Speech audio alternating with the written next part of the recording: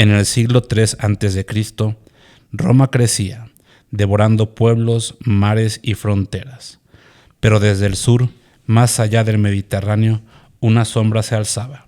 Un nombre que todavía hace eco en la historia militar: Aníbal Barca, hijo del legendario Amílcar, juró odio eterno a Roma, siendo apenas un niño, y ese juramento lo cumpliría con precisión aterradora. Aníbal no solo fue un general, fue un estratega imposible, pero sobre todo fue un soñador condenado, un hombre que buscó lo imposible: destruir al imperio más poderoso del mundo. Buenas tardes, mis queridos guerreros y estrategas.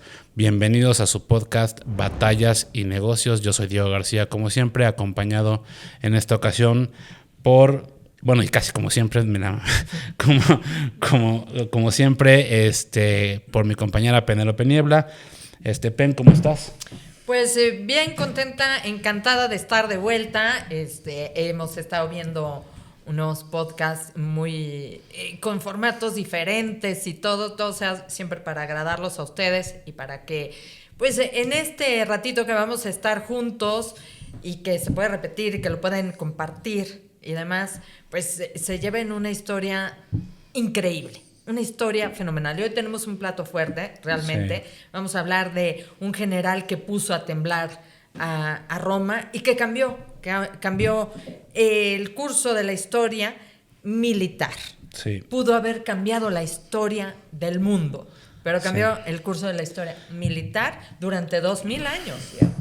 Así es, mi querida Penélope. Y fíjate que a mí no solamente me gusta Aníbal como un general, sino como un líder, porque las tropas de Aníbal eran tropas que eran, pues, mercenarias en una parte muy importante, y eran tropas que venían de muchos lugares diferentes, con culturas muy diferentes. Era un, como tú dices, un crisol, ¿no? De muchas culturas, y Aníbal los comandaba bestialmente. Entonces, desde mi punto de vista, uno de los líderes más subestimados de la historia, porque muy poca gente conoce o sabe quién es Aníbal Barca, y es uno de los comandantes más mortíferos, más fregones y de los líderes más certeros y buenos en batalla que ha tenido la historia.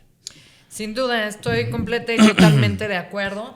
Pues viene de una dinastía, ¿no? Estamos hablando de estos Barca, cuando decimos de esta familia Barca. Amílcar, su papá. Estamos hablando de Amílcar, su padre, de Asdrúbal. Sí. Tenemos una dinastía interesante, en la cual, pues, también todos tienen el nombre con A, ¿verdad? Sí. Y son bonitos esos nombres, me gustan. Y haciendo también uso de lo que comentaste ahorita, creo que sí, no nada más estaba librando una batalla en contra de un poderosísimo imperio como el Imperio Romano, sino que llevar estas tropas que tenían gente de Hispania, que tenían galos, que tenían cartagineses y todo, es una cosa. Pero además estaba librando una guerra interna en Cartago, ¿no? Venía de librar la guerra que, pues, fue terriblemente contra los mercenarios, pero también había gente, élites en Cartago, que no les interesaba hacer la guerra con Roma, que les interesaba o creían que manteniendo ese perfil bajo y de comercio podían seguir manteniendo las cosas como estaban. Y si sabemos que algo es permanente en la historia, es esta paradoja. Lo único permanente es el cambio. Así es que, pues, a veces hay que enfrentar o morir. Así es. Bueno, como bien menciona Penélope, pues Aníbal proviene de la dinastía de los Bárcidas, así es como se les conoce. Y Cartago es uno de los imperios más olvidados en la historia. Entonces hoy para mí es un programa muy padre, porque es, pues, darle un poquito de renombre y volver y recordar a este gran imperio y a este gran comandante que puso a temblar a Roma. definitivamente. Si la última... Es que perdió la última batalla, güey, ¿no? O sea, Sí, en más de una ocasión los puso si la última de batalla lo hubiera rodillas. ganado, la historia hubiera cambiado, como bien dices. Y bueno, vamos a arrancar. Bueno, Aníbal crece en medio de las guerras púnicas. Para algunos de ustedes seguramente el nombre les suena. Para los que no, las guerras púnicas son pues estas guerras de Cartago contra Roma.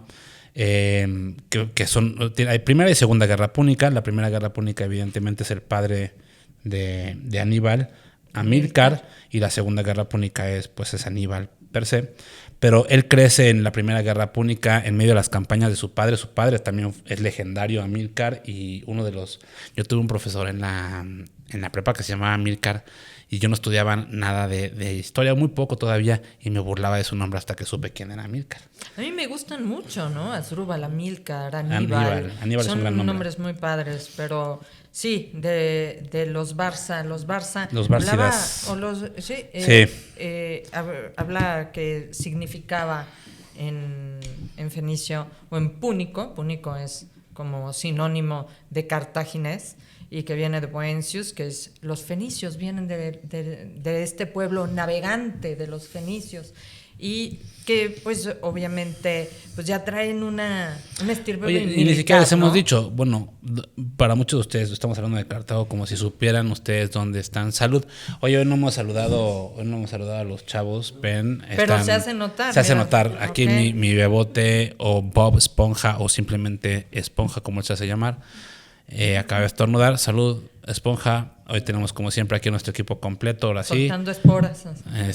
Está Valentina, mi tóxica favorita, mi esponja que siempre con la mejor actitud, Rulito, que otra vez viene de camisa, lo quiero felicitar.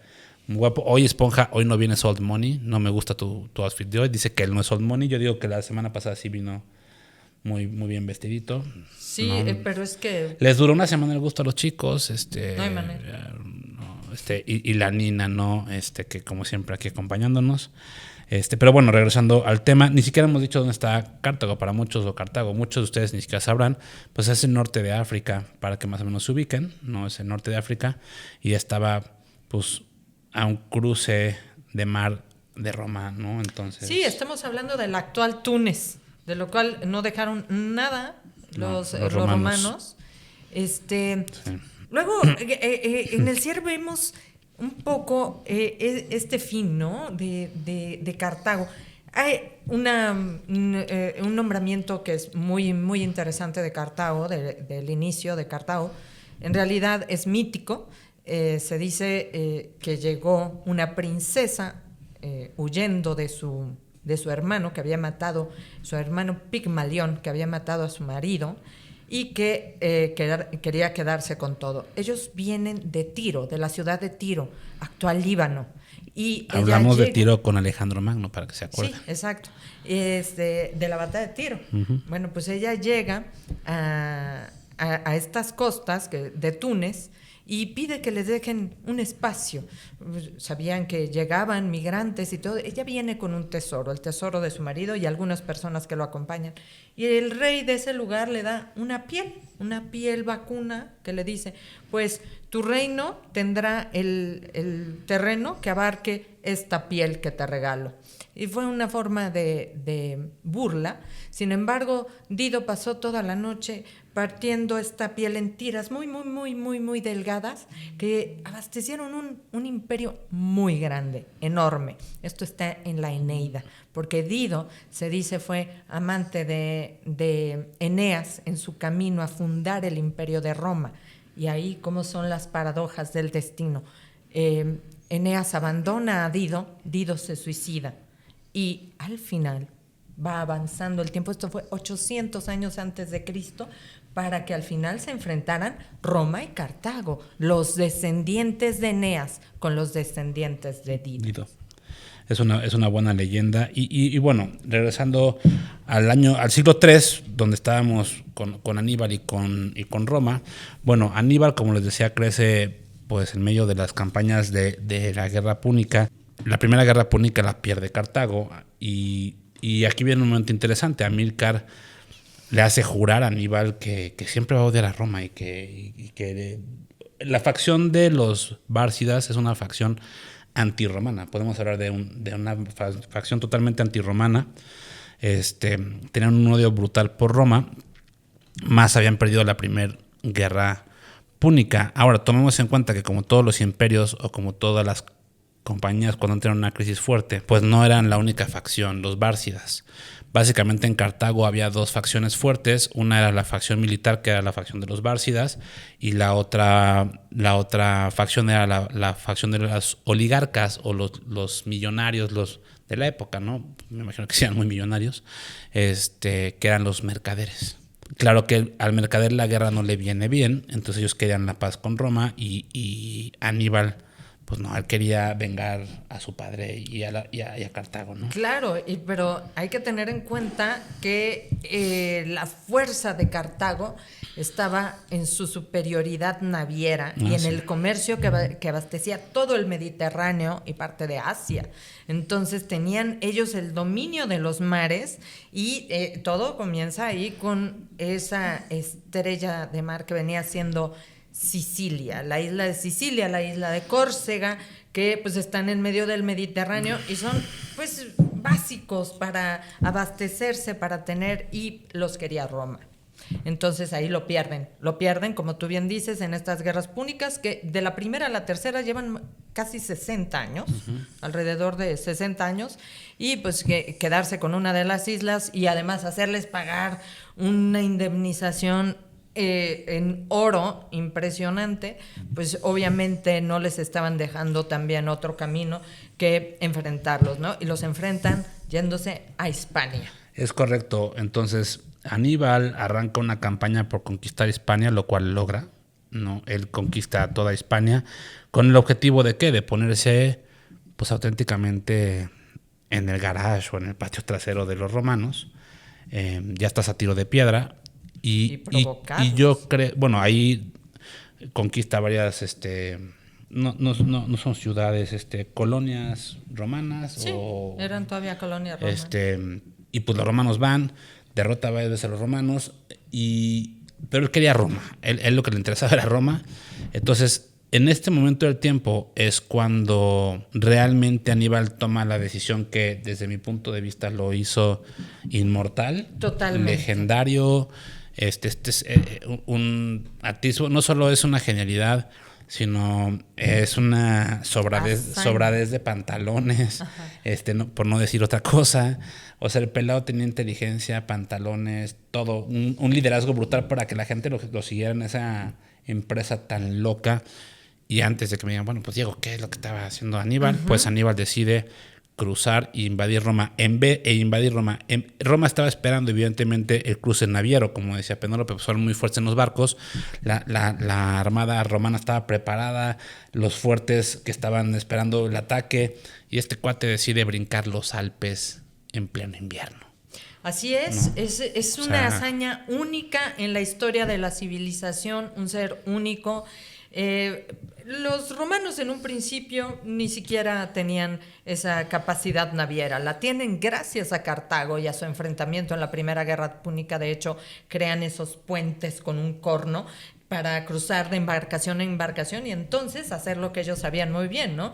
Llevar a toda la gente al combate cuerpo a cuerpo. Pero después, pues obviamente ya Aníbal sabía que ya tenían muchas más naves y los fuertes los romanos habían fortificado las playas. De ellos mismos y de los griegos habían aprendido.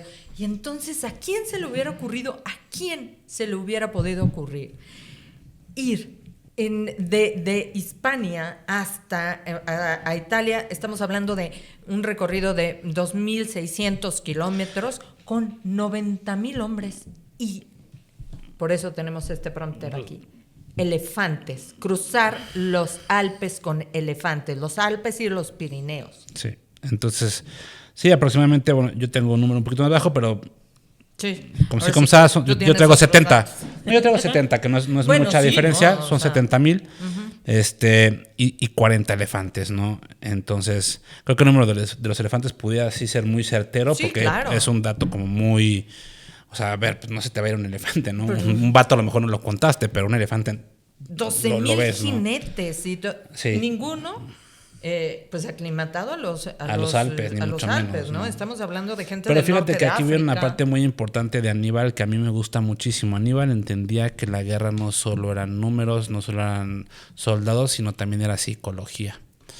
Y Aníbal tenía una guerra psicológica brutal. Lo que Aníbal estaba intentando con el cruce de los Alpes no solo era realmente cruzar con su ejército, por supuesto, e invadir Roma desde el norte, cosa que no esperaban los romanos, pero él sabía que en cuanto los romanos supieran que este pelado había tenido los pantalones de aventarse con 70,000 pelados a cruzar los Alpes y elefantes y la chingada, iban a decir, o sea, este cuate viene del infierno, güey, o sea, ¿qué es esto, no? Era una guerra psicológica, ¿no? De hecho, ni siquiera se habían enterado, porque era lo único que no pensaban. No piensas, es pensar precisamente Fuera de la algo caja. exacto. Totalmente fuera de la caja.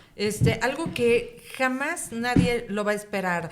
Tengamos en cuenta que los romanos tenían ante todo la disciplina, la constancia, tenían ya una estrategia.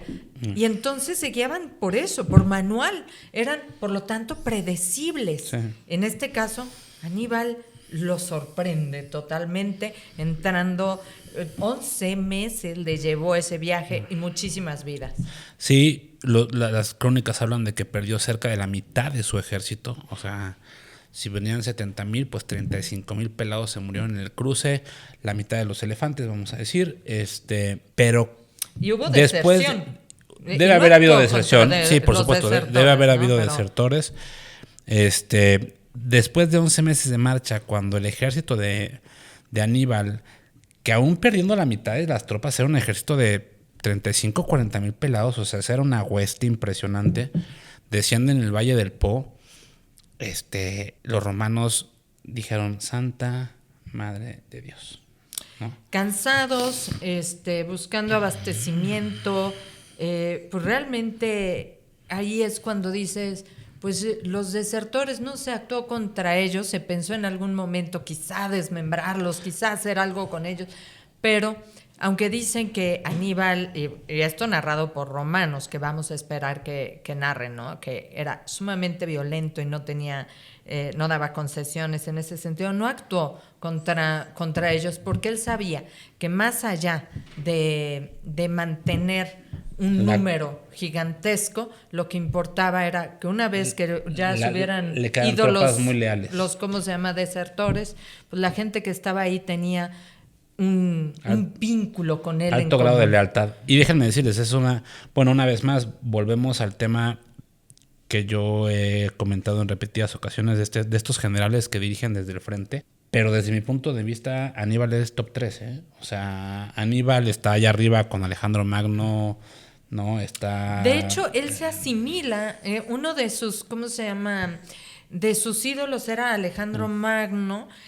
Sabemos que dentro de la religión de los, ¿cómo se llama?, cartagineses. De los cartagineses, pues ellos adoraban a Heracles también, y que Alejandro decía que era obviamente la sangre de tenía sangre de Heracles, y él decía que provenía de Heracles. Entonces, pues ahí vemos un vínculo en común y el interés también de la gente de mantenerse unida ante un líder que lo ven sufrir igual que él. Aníbal pierde un ojo con una infección en ese cruce, pierde un ojo. Y ellos lo ven sufrir, y ese vínculo que mantienen con Aníbal es indestructible. En cuanto a los soldados romanos, pues ellos están peleando también por la república. Sí. En ese momento no hay emperador, hay una república, todo recae sobre un senado que toma las decisiones. Y entonces todo se ve muy conceptual. No hay un caudillo, no hay una imagen que se asemeje a ellos, que se identificaran con ellos. No había. Ellos luchaban por un concepto, por un lado los romanos, y por otro lado los cartagineses luchaban por la libertad otra vez, por un final mejor, y a un lado de alguien con quien se identificaban y con quien habían creado ese enorme vínculo, ¿no? Sí.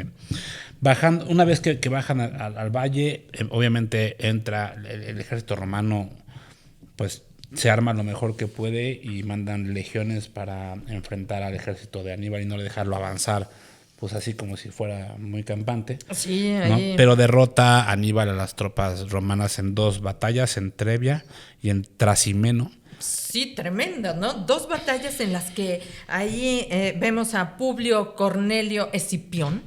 Publio Cornelio Escipión, no, pues es un nombre muy romano y un gran comandante, comandante sí. del ejército, de la más alta élite del ejército, pero que también, o sea, lo sorprendía en todo momento, ¿no? Escipión, terminado de llamar el africano. Y bueno, no olvidemos este nombre porque va a ser un nombre muy importante después.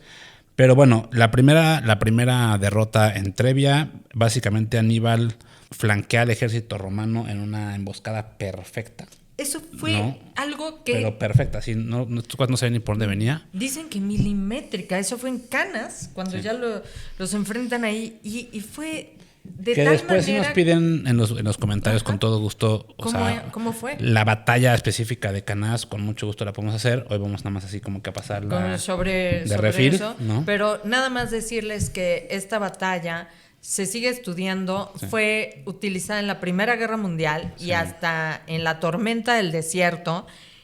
La estrategia que utilizó de encerrar al ejército y cómo lo hace, y lo hace con una precisión que solamente un ejército muy bien entrenado y que le tiene una confianza sí. total a este líder lo logra. Y para mí queda muy claro el mensaje de Aníbal después de esa batalla para Roma es: vengo a destruirlos, cabrón. O sea, no vengo aquí a resistir, a darles guerrita. No, vengo a destruir Roma.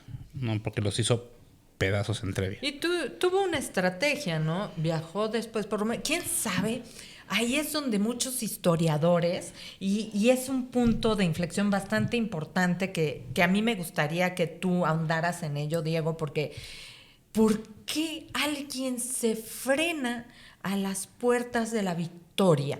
Él lo único que tenía que ir era ya sobre Roma. Roma no estaba cuidada, estaba totalmente, nada más había niños, mujeres en ese momento, no había quien la fuera a defender, y sin embargo, a 400 kilómetros que está Canas de Roma, él no va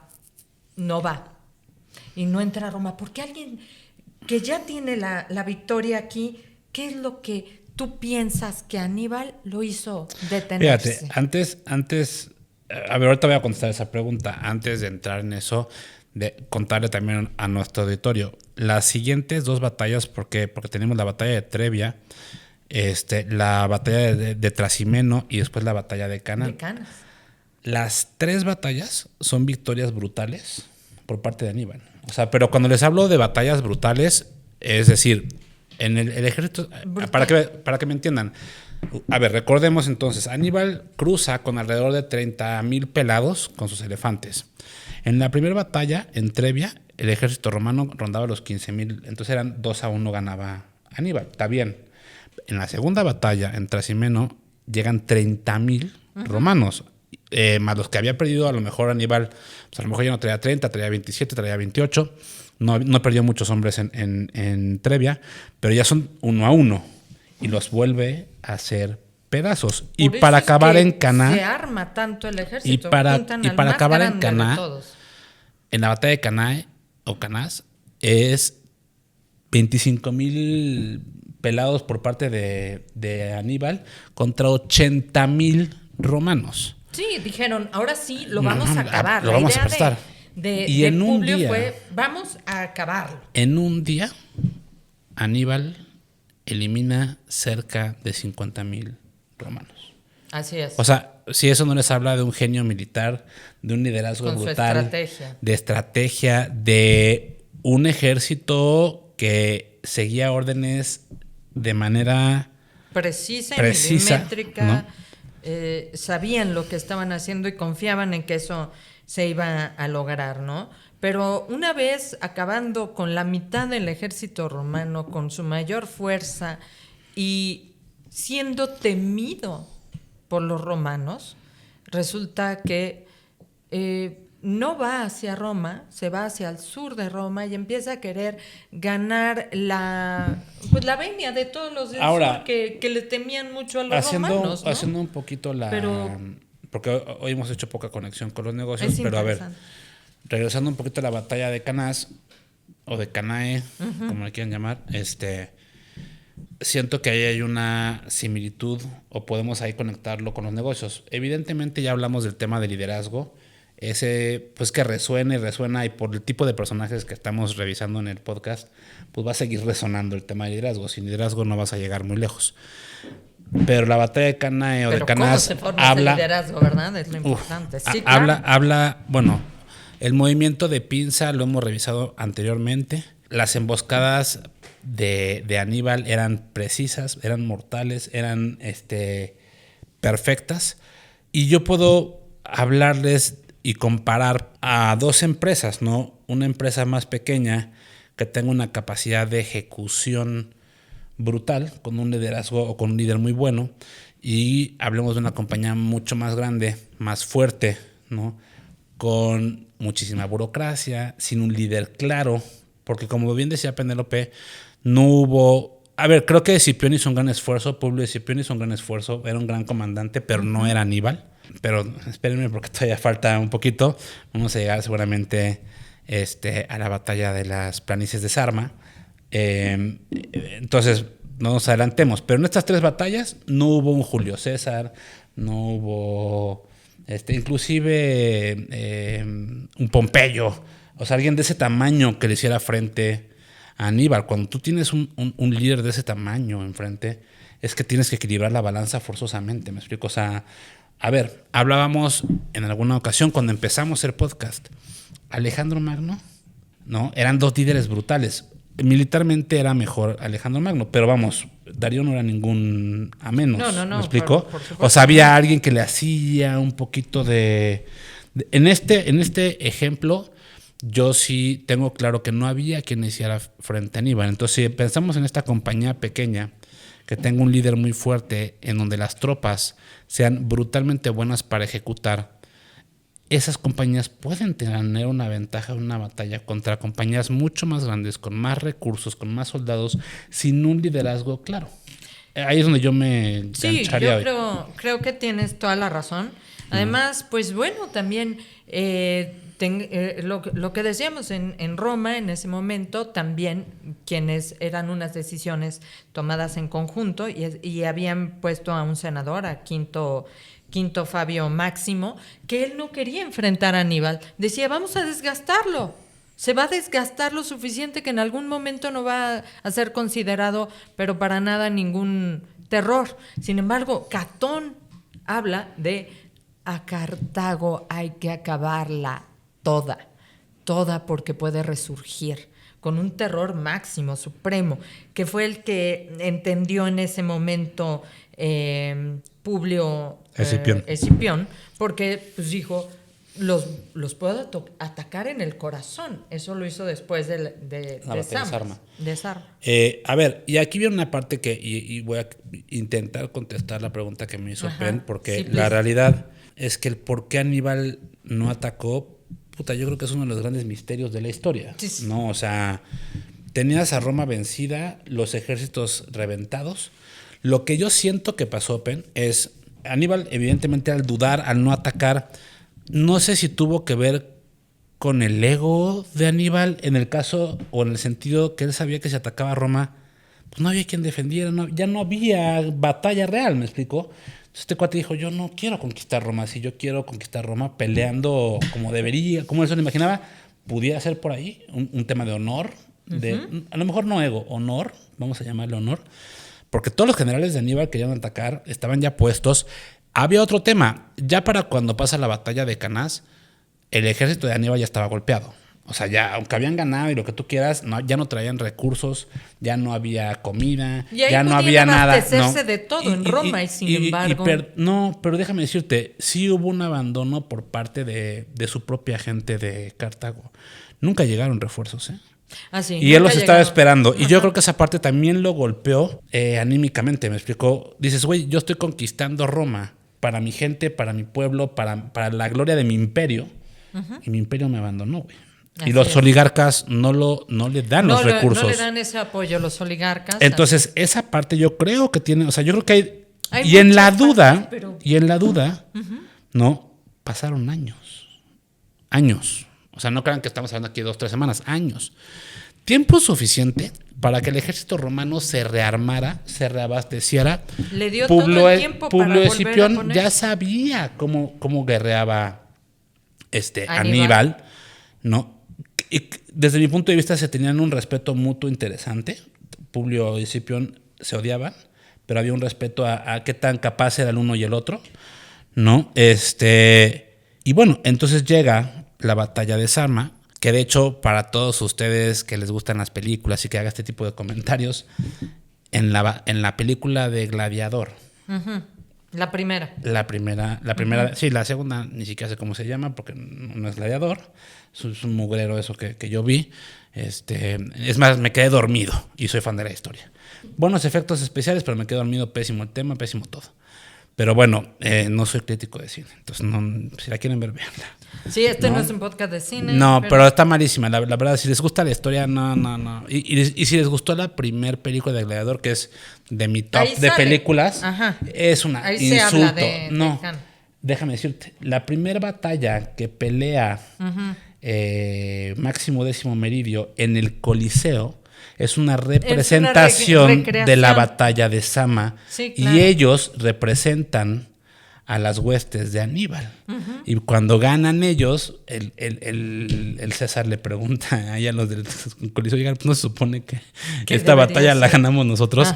Comentario al punto. ¿No? ¿Por qué? Porque esa batalla, en la batalla de Zama, es donde Publio Escipión derrota a los mercenarios de Aníbal finalmente. Claro, ahí es donde concluye la etapa que podríamos decir la Segunda Guerra Púnica.